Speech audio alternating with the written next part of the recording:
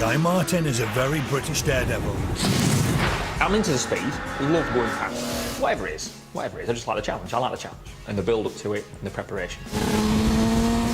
Already this year, he's completed 3 extraordinary challenges.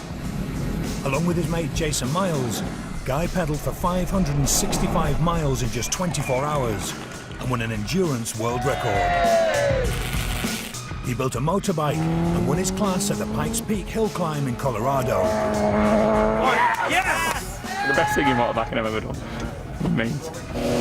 And after setting a new British speed record for a hovercraft on water, he was lucky to walk away when his machine took off at almost 80 miles per hour. You've got to be clever enough to know when enough is enough. Oh, no. His final challenge of the year will take place here, on one of the most iconic mountains in Europe. Mont Ventoux, yeah, it's one of the famous climbs of the Tour de France. Yeah, folks, I mean, you can come here any time and pedal your road bike up it. I don't know, it's bloody hard work. It was hard work coming up in the van. Guy won't be pedaling up it though. He wants to go down the twisting mountain road as fast as possible and set a new world speed record in a gravity racer. I'm not nervous. Yeah, if you crash, but I've got my helmet on. We'll see it coming. We'll see it coming. It's not going to work.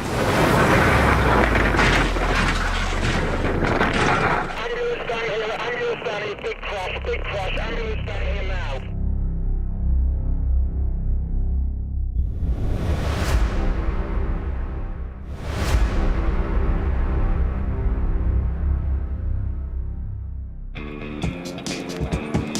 As the name suggests, a gravity racer is an engineless go-kart which accelerates downhill using only the force of gravity. They're also known as soapbox cars. They used to deliver the soap powder into the supermarkets in big boxes, and then the kids thought it'd be great to fasten some pram wheels onto these soap boxes and go and race your soapbox. The Americans were the first to start taking it seriously. In 1936, they built Derby Downs, a dedicated 1,000-foot gravity racing track at Akron, Ohio. It still hosts the All-American Championships today. Look at the, you can see that, Hey, how many people's there? In its heyday, crowds of 75,000 turned up for the finals, and the highest speed ever recorded on the track was 53 miles per hour. In the year 2000, it was the Brits who took gravity racing to a whole new level of professionalism. The likes of Bentley, Lotus and McLaren spent hundreds of thousands of pounds building the most cutting-edge gravity racers ever, and then raced them at the Goodwood Festival of Speed. Surprisingly, however, it's not one of those amazing creations that recorded the speed Guy wants to beat. An American called Doug Anderson is the man who's gone faster than anyone else. Doug was an aircraft engineer and welder who built drag cars and raced street luge. In 2012, Doug spent 6 months building the fastest gravity racer the world had ever seen. This is the completed Bod Rods Atomic Splinter. You just think, wouldn't you, oh, that's like a bit of a cart they've strapped a fairing on and away they go. But no, if you look here, it's a bloody work of art. Look at the quality, the attention to detail. Steering damper, lovely TIG welding. That's just a steering mechanism. These boys have obviously gone to split the atom. Hey, I'm on my way. Ready to rock. In the North Carolina mountains, it rolled down an open public road in the face of oncoming traffic and reached a GPS top speed of 84.4 miles per hour. Yeah, he's not hanging about. Yeah, that's not going to be easy beats. I don't know if you can see that. 84.4. It's not going to be easy, is it?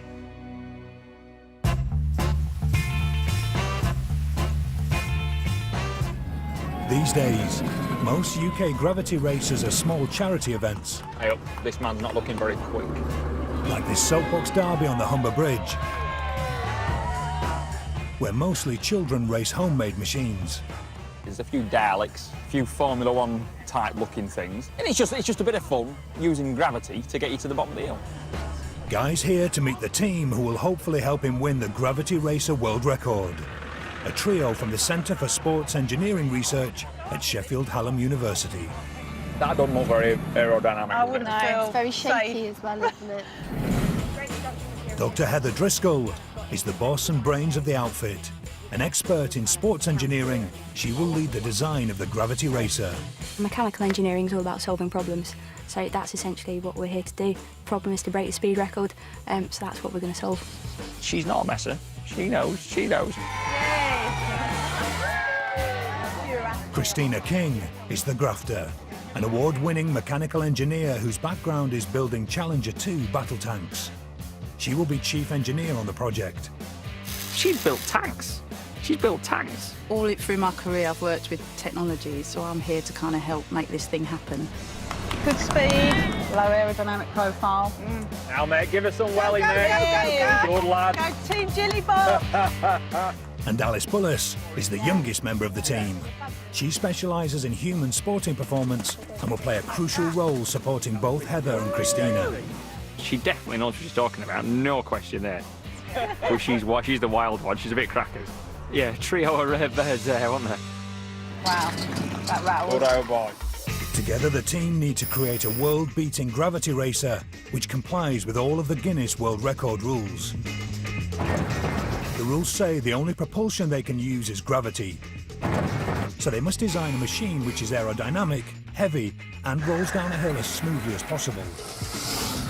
The rules allow for a push start, so they'll train to get Guy moving as quickly as possible. They need to come to a controlled stop, so they'll need to work out the quickest and safest way of stopping.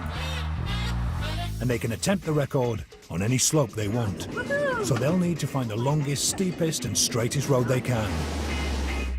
And Guy, who's used to getting his power from engines, will need to learn how to harness the force of gravity and use it to hopefully propel himself down a mountain at speeds approaching 90 miles per hour.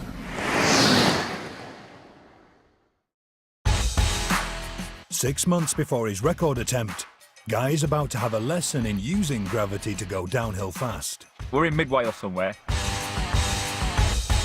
I know it ends in Gade. Summits. Cannot even string it together. I just know it ends in Gade. His teacher is someone who knows a thing or two about going fast using the force of gravity alone. I am Helen Schmidt. I'm French, 33 years old. When she was young, Helen's sport was surfing. Then she landed a job at the United Nations in Geneva. With no waves there but lots of mountains, she took up street luge. An extreme gravity sport where competitors race downhill lying on longboards. And in 2006, Helen proved she was a natural. First race I've ever done was a Euro Championship. I won them. Then I went to World Championship. I won them. She then won both competitions again in 2007. Yeah, she wins races. She wins races against the blokes. And she knows what she's doing. She's not a messer. She knows what she's doing. What got you into speed? What got you into going fast? On the luge, when you pass 100k, like in a plane, it's Right, got English. and you feel like you're floating in the air, you know. Yeah. She probably, her English is better than mine. Yeah. And you're so close from the floor. Yeah. You have to experience that. You have to. You have to. He's handsome. He's charming. He's a really interesting person, and we share a lot of common view. I think. Yeah, I like it a lot. For Guy's first ever run on a street luge, Helen decides they should start from quite low down the course and concentrate on technique. Turning left. To turn right, I'm going to Turning be there. there, like that. Turning To there. turn left, I'm going to be there. And What? get up, please. Yeah. And your elbow has to be here. Yeah. And then we're gonna turn the other side. So you're gonna change the position and do the totally perfect. Spot on, lass. I do like your French accent. Go on, just say something in French. You want me to say? Just say something in French, yeah. Tout va bien se passer. Oh, you'll do for me, Ellen. You'll do for me. I didn't understand what she was saying, but it sounded great. Time for Guy's first run. Took a bit of recalibrating. Well, no, they weren't even recalibrating because I just didn't have a clue. The steering, dragging your shoulders on the floor, dragging your elbows on the floor, pushing your feet down while trying to lift the board up. That's the secret to braking. But Guy doesn't get the braking right first time and almost plows into Helen. Maybe I wanted to. You didn't know, did you? Maybe I wanted to plough into her. Despite his raggedy braking, Guy doesn't want any more practice runs. Coming up on the top? Yeah. Yeah? Go on, let's go to the top. Instead of edging up the hill straight to the top, let's go. In for a penny, in for a pound, straight to the top. That's what we did. That's what we did. The technique Guy learns now will be invaluable when it comes to his Gravity Racer record attempt. It's not complicated to go fast. It's complicated not to lose too much speed. This is everything gravity sport is about. It's about the line and just braking what is necessary, not too much, not too few. Because if you brake not enough, then you can have the rear sliding and you lose speed or you crash. I crashed. I crashed. How fast was that, mate? Never one to give up, Guy sticks at it, trying to brake as little as possible and maintain as much speed as he can through the corners. And I crashed again. Crashed again. And then again. I kept at it. Didn't lose any skin, twisted a wrist. I think I was just trying to run before I could walk. But if you're not crashing, you're not trying hard enough, that's the same. I think it probably took about 6 goes before I didn't crash. No lack of commitment, though. There was no lack of commitment. We're getting there. Yeah, you're getting it. Happy that Guy is finally mastering the key skill of gravity racing, Helene decides that on his last run, Guy should go as fast as possible. With a speed gun pointing at the track's quickest section, his target is to try and hit 43 miles per hour, halfway to the Gravity Racer world record.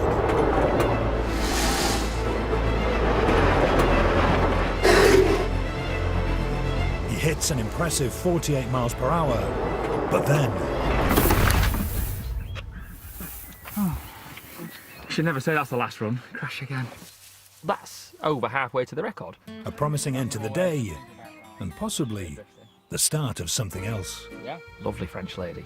A bit of encouragement in French. Il faut vraiment que tu recommences à rider. Il faut que tu viennes sur un événement de street luge. Brought the record already. I had never heard about him before being contacted for the show.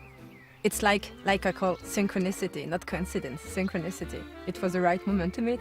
John, she could be a future Mrs. Martin. But she's from like the Geneva way on. What's she gonna think when I take her to Grimsby? Cock on, mate. Cock on, mate. Look at that. I'm impressed. Cock on, mate. Yeah, do you think she could weld? I don't know if she could weld. Never say never. Never say never.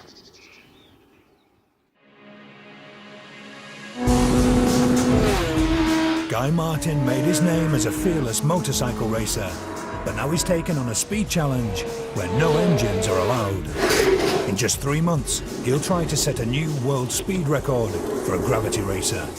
And as he's already finding out, gravity can be a very, very potent force. Every single object with mass in the entire universe experiences a gravitational attraction towards every other object in the universe. So for example, when this lot jump out of a plane, they and the Earth are each attracted to the other by the same force. But because the Earth is so massive, you can't tell it's trying to move up towards the skydivers. Instead, the skydivers simply accelerate towards the Earth. And due to the Earth's enormous mass, all other gravitational forces between objects are negligible, and everything would accelerate at exactly the same rate towards the ground if it wasn't for air resistance. This principle was demonstrated in 1971 using the moon. Astronaut David Scott dropped a feather and a hammer. How about that? Because there was no air resistance to slow them down, the moon's gravity pulled them to its surface in unison. That proves that Mr. Galileo was correct. The fastest speed Guy could reach using the Earth's gravity would be to freefall from the edge of space. Doing that, Felix Baumgartner famously reached almost 800 miles per hour. For his record attempt, Guy'll need to be in a vehicle rolling down a steep road. And the friction between the road and his wheels will be fighting against the gravitational pull. So minimizing that friction is crucial. You ready for action? Yes. And that means choosing exactly the right wheels for his Gravity Racer. In order for the team to choose the best wheels, Guy and the project's engineer, Christina King, knock up a test cart. Is that all right? Yeah. The plan is to test 3 different sizes of wheels by towing Guy along on the test cart, then letting him go and seeing how far he rolls before stopping. The wheels which roll furthest should have the best combination of low rolling resistance and good stability. Christina's a biker, and so she's been nominated to pull Guy up to speed behind her bike. We started off with some street luge wheels. Christina towed us in on a motorbike at 20 mile an hour. I released the road. The go-kart was a bit unstable. It was a bit sort of twitchy, but it was all right at 20 mile an hour. It was all right. Boom. It's okay, but it's a little bit nervous. We went 25 metres on the skateboard wheels. We thought that was great. Then we went up to a 20-inch wheel size, so it's kind of your standard BMX wheel, essentially. And you would not have believed the difference. Oh, God, blimey. Bloody hell. Keep going. Keep going, Christina! Keep going, Christina. That one went a lot further than expected. The go-kart was far stabler. You know, I had to put far fewer steering inputs in to get it to go in the right direction. So it was far comfier. Spot on. Excellent. How further is that? Miles See further. the blue cone in the distance? We went 120 metres. So we went from 25 metres with the skateboard wheels to 120 metres with the BMX wheels. You can believe the difference. Why is it better? Stability, just extra stability. The rubber in the tyres is acting as a bit of suspension. Your steering's much less twitchy, isn't it? Yeah. And lower rolling resistance because you've got a bigger wheel. Rolling resistance is primarily due to the energy lost when a tyre deforms as it makes contact with the road. A tyre with a smaller area of contact, which is properly pumped up, should have a low rolling resistance. So then we thought, well, if that one went as far as it did, let's go up another size. So we got 26-inch wheels, which is your normal kind of mountain bike wheel size. The 26-inch wheels Oh, we're going all right. roll even further. More stable, less stable. Probably slightly less stable. The bigger the better. The bigger the better. Do we go bigger than 26-inch? The answer's no, because at much higher speeds, the bigger profile of bigger wheels has a bigger aerodynamic cost. Obviously, as the speed increases, the drag will be increasing So you think this will be more of an issue aerodynamically. I think because so. of the frontal area The and you're faster you higher go. up? Aerodynamic drag is going to be our key thing that we need to overcome. Aerodynamic drag is proportional to the frontal area.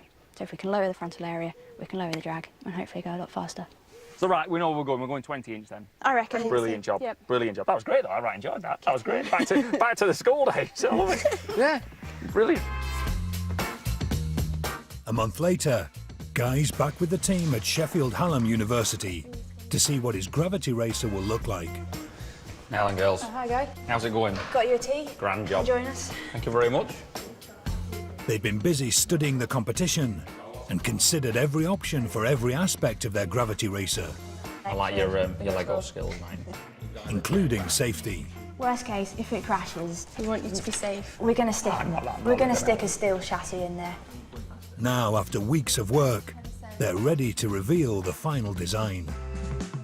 Looks a work of art, doesn't it? Looks a work of art. It's going to be cosy though in there, isn't it? You've got to have everything as tightly packed as possible, the lowest frontal area we can get. With its steel chassis, the Gravity Racer will be heavy, almost 190 kilograms with Guy on board. Being heavy will help Guy exploit gravity, but it won't help him start moving. So weight's not our friend in some cases. Not to start off with, no, because it's we're going to have to overcome inertia. Inertia I always thought was... It's not rotating energy, it's not... Let me get that right. Have we got the diary? Not the diary, the dictionary. To help Guy understand what inertia is and show why it's a problem for his Gravity Racer, the team meet up with a very strong woman and a very heavy truck. My name is Gemma Magnuson. I am 4 times Britain's Strongest Woman and 2 times World's Strongest Woman runner-up. I'm not falling out with Gemma. Yeah, no cracking, lad. Ooh, she can't have full of truck. Inertia is best explained by the laws of Sir Isaac Newton. His first law of motion says, an object either remains at rest or continues to move at a constant velocity unless acted upon by an external force. In other words, a stationary 7-ton lorry's inertia wants to keep it stationary until some other force, in this case Guy Martin, acts upon it. Oh, of course I want to go. Your bird can pull a truck. Surely I can pull a truck. So take the strain. I've been shifting trucks since I was a kid. I thought I could do that. Tiny steps, just trying to feel the force of the truck against you. Yeah, it wasn't easy. It was not easy. Getting the truck from a still position to a moving position, that's the really difficult part. The reason why it's a difficult part is down to Newton's second law of motion. Force equals mass times acceleration, which means the more mass something has, the greater the force is needed to start it moving. Put some effort in! Come on, Guy! Sprint, sprint, sprint. But it also means that once Guy's got the lorry moving and he's no longer trying to accelerate, inertia's on his side. Once the truck had moved a millimetre, it was so much easier then. Now the lorry's inertia wants to keep it moving at a constant velocity, and it takes less effort from Guy to maintain that. She was telling me to sprint. I couldn't sprint. You try sprinting with a 7-ton truck strapped to your back.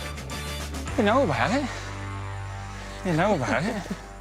It's no good just me trundling off from the top and letting gravity take me up to top speed because we're not going to have enough room. If we had an infinite length of road, you would reach terminal velocity eventually. But because we've not got an infinite length, we need to try and get you up to speed as quickly as possible. Guy's allowed a push start in his gravity racer to overcome inertia, and Heather, Christina and Alice are keen that they should play their part by giving him that push.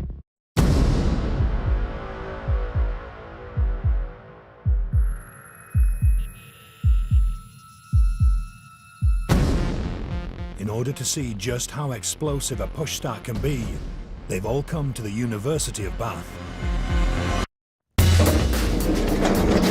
Here, two of the UK's best bobsleigh athletes, Nikki McSweeney and Anya Kay, will teach Heather, Christina and Alice how they can give Guy a very good start.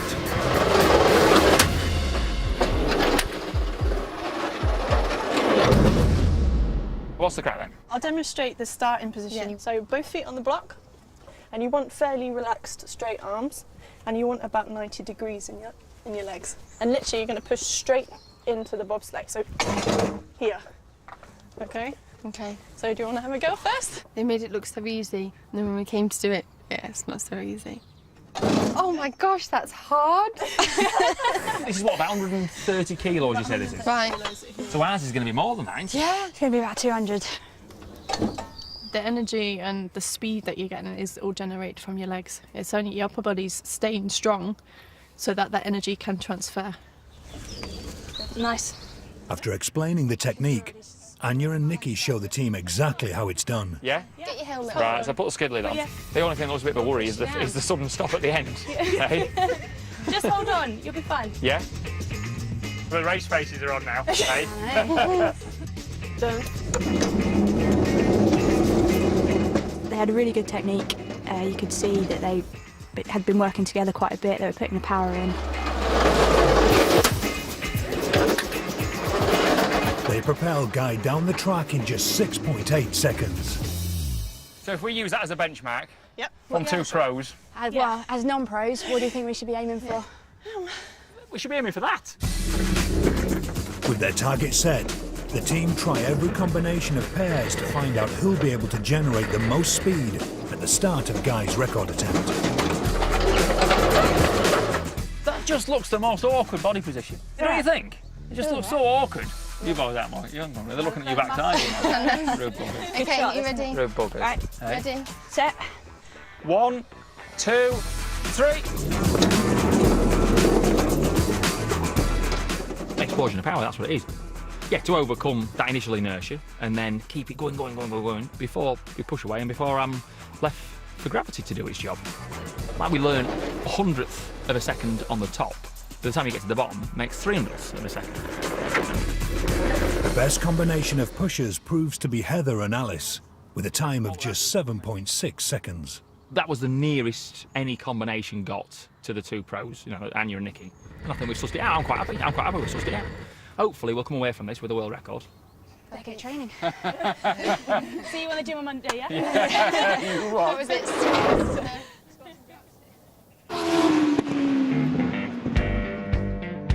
Guy Martin and a team of sports scientists are building what they hope will be the world's fastest ever gravity racer. Looks a work of art, doesn't it? Looks a work of art. In 1 month, they'll attempt to set a new record speed of over 84.4 miles per hour. So that's our goal, 84. Heather has now travelled to the south of France to meet up with former Street Luge champion Helene Schmidt. They're recceing what they think could be the place for Guy to make his record run. Mont Ventoux in Provence. Yeah, Mont Ventoux, but it's like the famous Tour de France climb. The road down Mont Ventoux is a series of straights and hairpins. What Heather and Helene need to find is the longest, straightest, steepest, and therefore fastest section of the road. I quite like that section. The bike felt like it was always picking up speed. I was on the brakes a bit, but I was totally on the brakes. yeah. We've got a 2,000 metre bit where we think we can do the record. We think we can do the record. It's really steep, it's about 12% gradient at the start, and with a 2k distance, I think that's probably one of the best hills that we're going to find. Unfortunately, the 2-kilometre stretch ends in a sharp hairpin, and that means Guy will have to get up to world record speed and come to a controlled stop, all within 2 kilometres. To be able to make the most of that 2,000 metres, we need to brake as late as possible, so that's why we need some good anchors. Braking from high speed safely in a short distance, though, isn't easy. And once she's back in the UK, Heather takes Guy out for a bike ride to demonstrate why. Right, where are we having these cones at? We set some cones up at the bottom, and that was the marker where we had to start applying the brakes. Guy then went up the hill, first run down, tried to aim for about 15 miles an hour. Now. 15 mile an hour to 0, about 4 metres. Repeat it again, this time as fast as we possibly could. I thought twice as fast, twice as far. You'd think, wouldn't you? But no, that's not the case. Now. So at 15 miles an hour, it took me 4 metres to stop. But at 38.8 mile an hour, it took me 20 metres to stop. No, she won't go anymore. That looked pretty quick. She won't go. She won't go anymore. So 2.5 times faster, but 5 times longer. The stopping distance was 5 times longer. So yeah, very, very interesting. So why is the increase in braking distance so much greater than the increase in speed? Well, it's all down to the relationship between speed and kinetic energy, the energy an object possesses as a result of being in motion. If you double your speed, you quadruple your kinetic energy, because to accelerate, you need double the force for double the distance. As braking is all about getting rid of kinetic energy, if you're carrying 4 times the energy, the same brakes will need 4 times the braking distance to get rid of it. The only way to shorten that distance is to fit better, more efficient brakes. To maximise braking power on Guy's Gravity Racer, the team will fit disc brakes on all 4 wheels. And Guy knows exactly which disc brakes he wants. Well, we want the best push bike brakes. We need to go see the boys at Hope. Hope, based in the Lancashire town of Barnoldswick, is a proper British engineering success story. They're like nothing else. I don't even think there's another brake on the market with such attention to detail like what these boys do. They do a vented push bike brake disc, which is made out of 3 parts. Disc brakes work by converting your kinetic energy into heat energy through friction between the disc and the brake pads closing on it. In order for the brakes to work well, they need to get rid of that heat quickly into the surrounding air. The ventilated discs that Guy wants to use are made from 3 precision-engineered parts fused together. All the gaps left create a very large surface area and good airflow across those surfaces. That makes them very effective at radiating and convecting heat away. On a push bike, to be honest, it is massively overkill.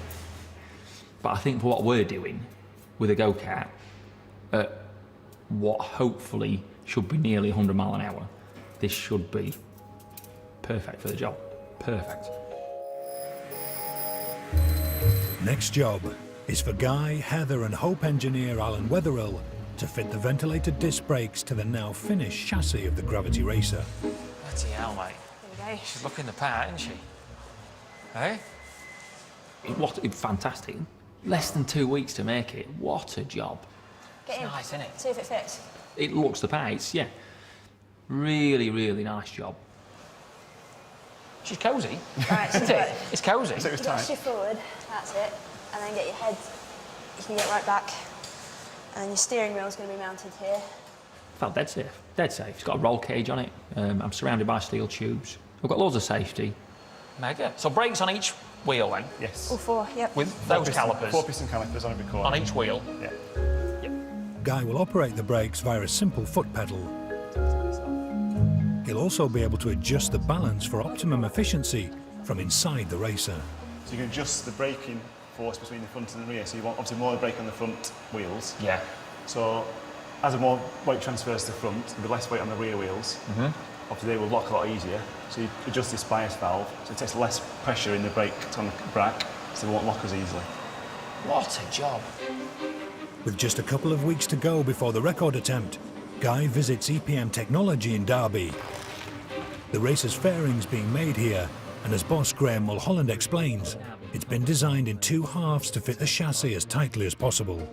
And how is it going to be secured? We'll be bonding the 2 shells together, Yeah. and we'll bond it to the chassis as well, so we've got ultimate rigidity over the frame. Oh, right, so the fairing will actually help the strength of the chassis? Then? Yes, it will, massively. Right. There's no joins in it, so there's no opportunity for the air sneaking into this and therefore slowing you down. So it's as fast as it could possibly be? That's as fast as it can possibly be. It's Yeah. the Formula 1 of gravity racers. I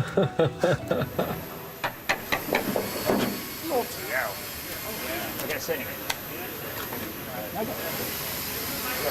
Yeah. Yeah, but no bother. Content that at least the right-hand side of his machine will be super aerodynamic, Guy heads up the M1. With just a week to go before the record attempt, this is the very first time the Gravity Racer has ever run downhill. It's a crucial test. We're here at Airwood House. See if there's any teething troubles. It'd be all right, us trailing all the way down to the south of France to have a problem. But snooker's the job, so I just want to get the feel for it, really. You alright, mate? Yep, ready when you are. Come on down. Right, I'm setting off. I just want to get the feel for it. I don't want to be going down the side of Mont Ventoux not knowing how hard you can turn it, how hard you can press the brakes, and how fast it's going to go. After just a few hundred meters, Guy's clearly happy. Spot on, perfect. Can't put it in the van, go to France, honestly. It's grand.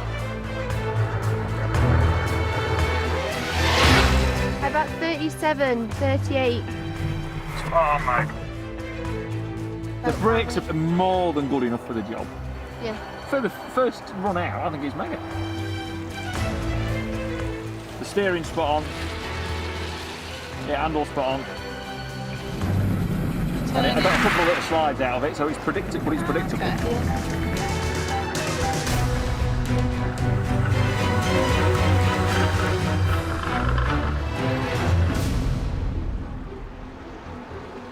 No, spot on, Alec. Good work, lads. Good work.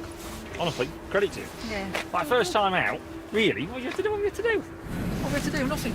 Yeah. First time out. Yeah. Mecca. All that is left to do now is travel to France, where in a week's time, Guy will attempt to drive his Gravity Racer down a mountain road at nearly 90 miles per hour.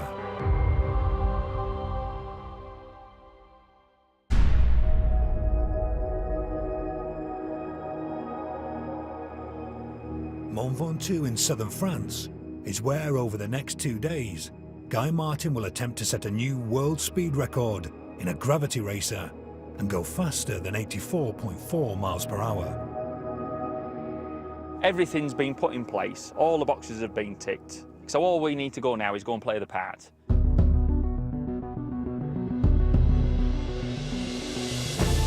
His Gravity Racer is finished and looks the business. Added flames. Flames are always the way to go. Faster with flames, that's the rule. The local authorities have agreed to close a steep 2-kilometre section of the road each time Guy makes a run, and special crash barriers have been positioned along the more dangerous parts to hopefully stop Guy should anything go wrong. Before his first run, Guy walks the course with champion street luger Helene Schmidt. So many memories on that road. Is there? Oh, Memories can't of believe- what? Shivering, riding fast. Yeah? Yeah, I like it. I like it here. For Guy to hit spine-tingling, record-breaking speeds, he must choose and memorise the perfect racing line. Yeah, I think you'll get around there, flat to the boards. Once you've passed this, really the goal is to not lose any speed. This is the least path of resistance, I think. Just clip the edge of those bales. That makes that less of a bend. It's just, I'm excited, I'm looking forward to it. Before I just thought, I think it's all done. Oh, I only need to go down the hill in it, really. But now, actually, I think, oh, yeah. For the attempt, Heather has asked along her colleague from Sheffield Hallam University, Terry Senior. He's an expert engineer who's helped Guy break a world record before. I was involved in the sled last year in the last series, and me and Guy kind of struck a bit of a friendship up the last time we were together. With everything now in place, it's time for the team to test the Gravity Racer on its first high-speed run. The body was only fitted the week before we came, so really this was the first run as the complete racer. In the back of my mind there was a little niggle of worry. So there was a definite element of responsibility that I designed the racer and I was just about to send Guy down a mountain on it. Any words of wisdom? Hold on. Come on, you can do something better than that, lass. Come on. Don't break it, don't break it. Yeah, don't break it. That sounds good. I'm looking forward to it. On the first run, Guy opts for a gentle rolling start.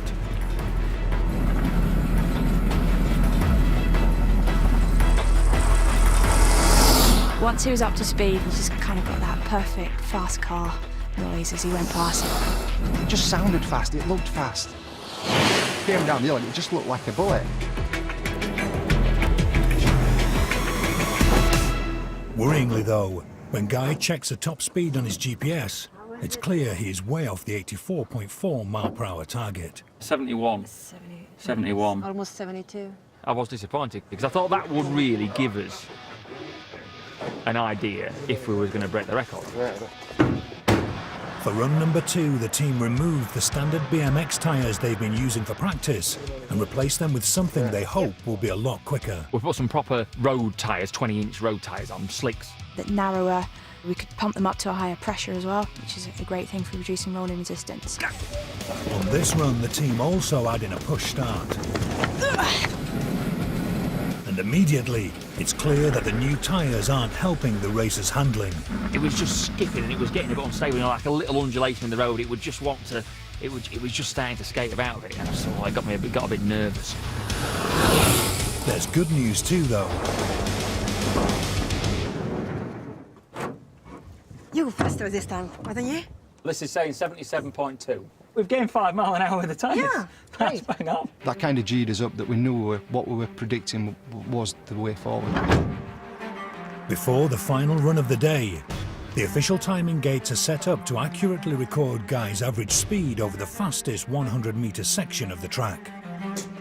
And the team adds weight to the Gravity Racer in an attempt to improve its handling and acceleration. One of the easiest ways was bottles of water. We knew how much they weighed. It was really easy to kind of chuck them in. With 5 litres of water and therefore 5 kilograms of mass added, Guy gets an immediate improvement in handling and speed. It just changed the characteristics completely. And Guy said to me, he said, it's feeling really, really good now. 81.8 miles per hour. Mega, brilliant. 3 miles away from the actual record. Everyone in the team was really excited and there's kind of a positive attitude. We're nearly at the record now and we've got all these other things to try, so yeah, we went to bed full of confidence,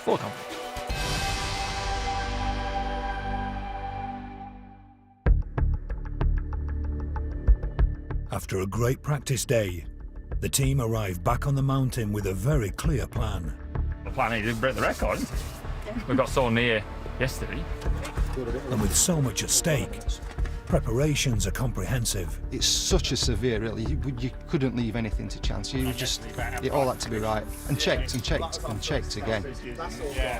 We made a couple more changes. We increased the tyre pressures, we put a little bit more weight in. Everyone knows that today is make or break. Apprehensive, apprehensive. I was really worried that maybe that was it, maybe it couldn't go any faster. We all had butterflies.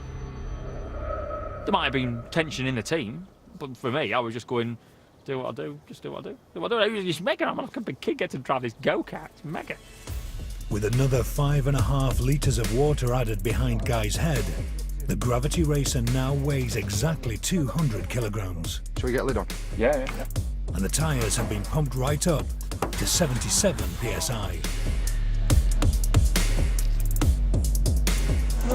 Time to try and break a world record. He had a perfect start, the line looked good, and yeah, as we saw him disappear around the bend, it was sounding good as well.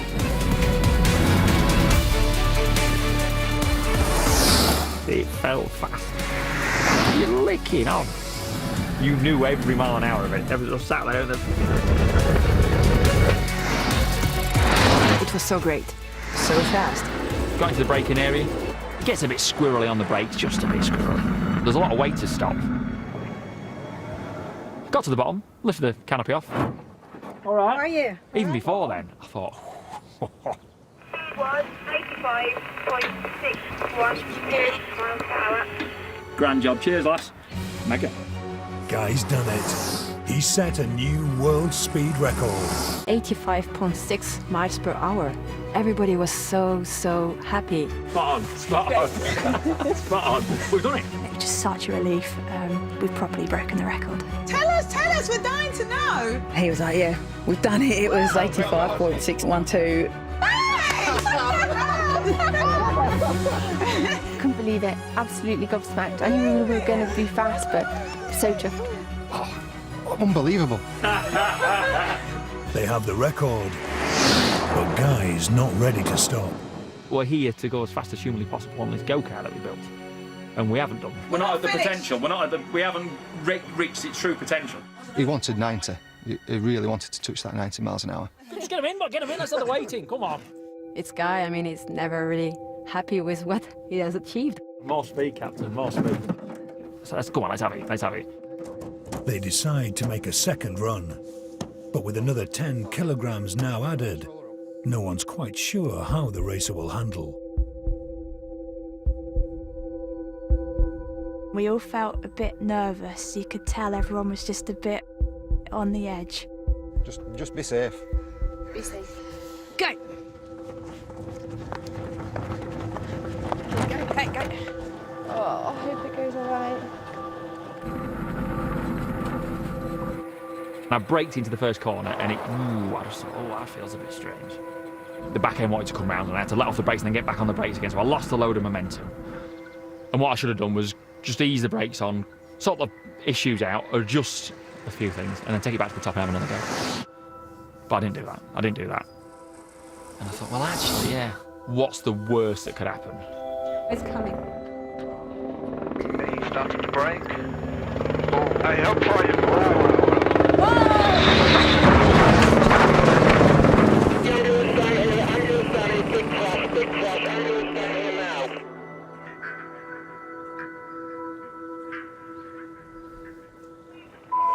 Oh my God, what have you said? You'll be fine. Come on.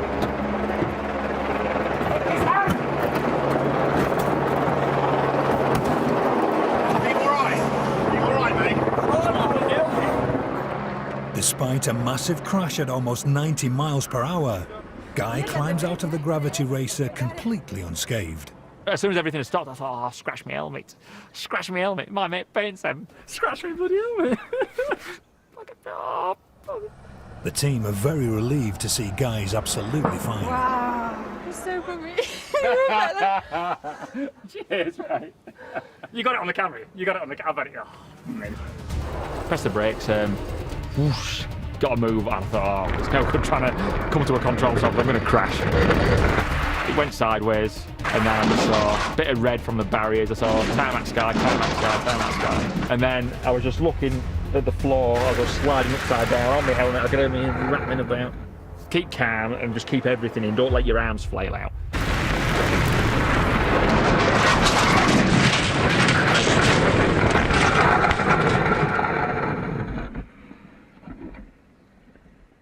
It was mega. It was mega. That's bad, innit? It's bad. That was the best thing ever. It was the best thing ever. Guy's fine, and the team have achieved their goal. They now own a world speed record. It's a funny story. I'm glad to be part of such a project. It was really great. Although at first I was just so worried that we crashed, it actually proves that we've done our job as engineers. We've set a record and we've proved we designed a safe car, and there's no other way to prove it's safe without crashing it. I'm quite proud. I'm quite proud. To finish on such a high, we couldn't have asked for any more. Must have the nerves of steel to go at the speeds he was today. What an adventure. What an adventure. What, just coming to France and, yeah. I think he's a bit of a nutter. Best crash of the year. I don't know, that was best crash of the last few years.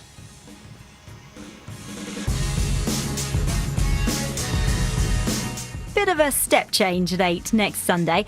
A fascinating documentary on the woolly mammoth, the autopsy. There's a trail for that coming up. And tomorrow night, fighting for her own survival, an action thriller starring Jennifer Lawrence. The Hunger Games, that's on Film 4 at 9 o'clock.